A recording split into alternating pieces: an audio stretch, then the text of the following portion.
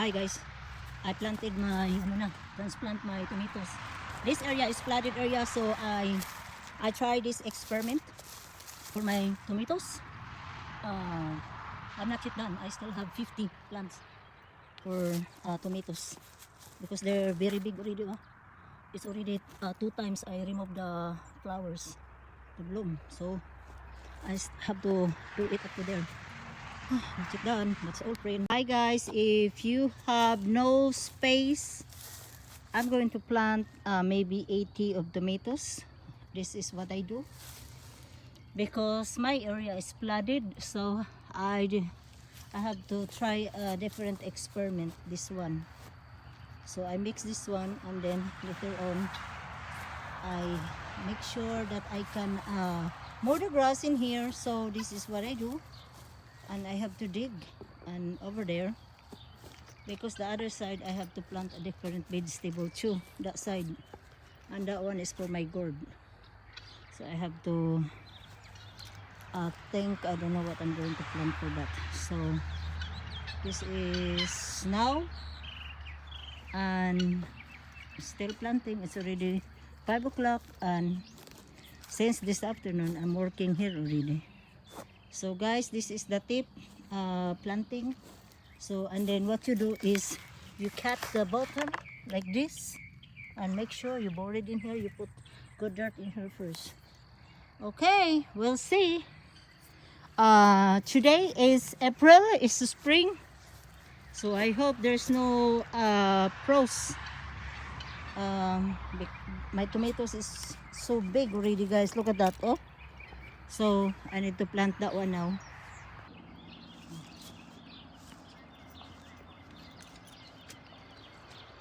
So this is what I do, and make sure that the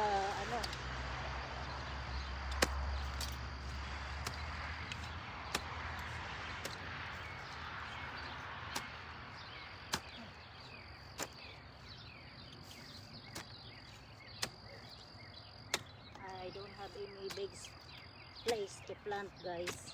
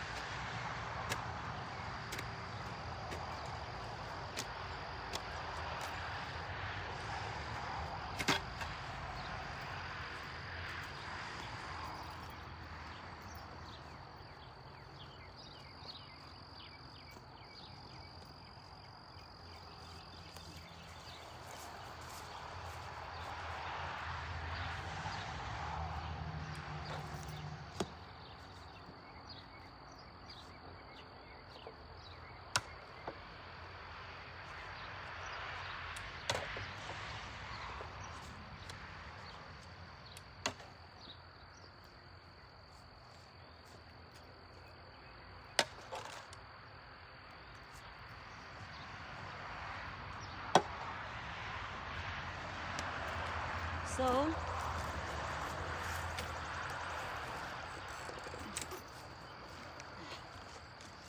yeah.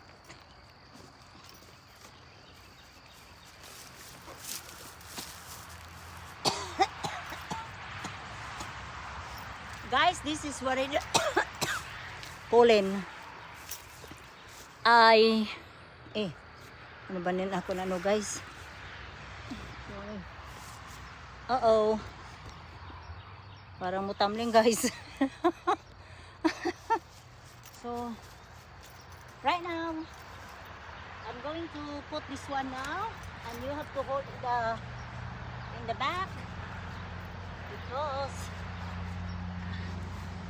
okay, and then you put some more dirt in the corner.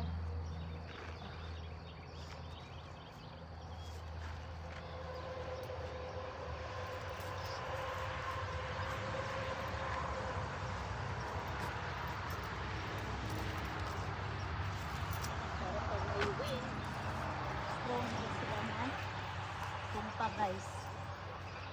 Here.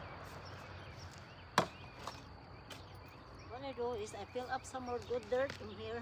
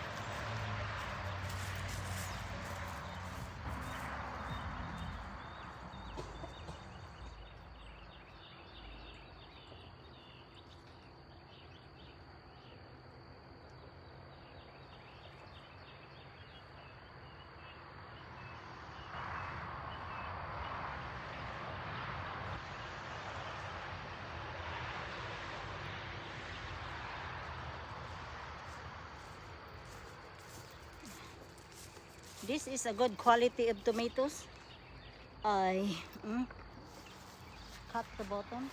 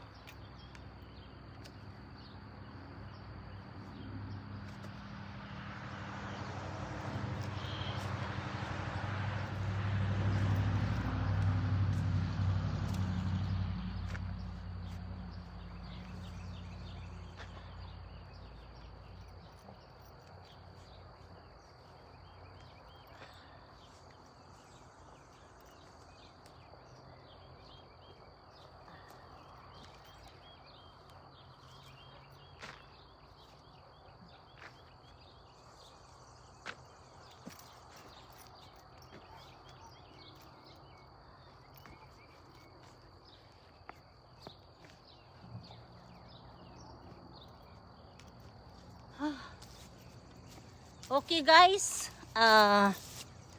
that's it now. So thanks for watching.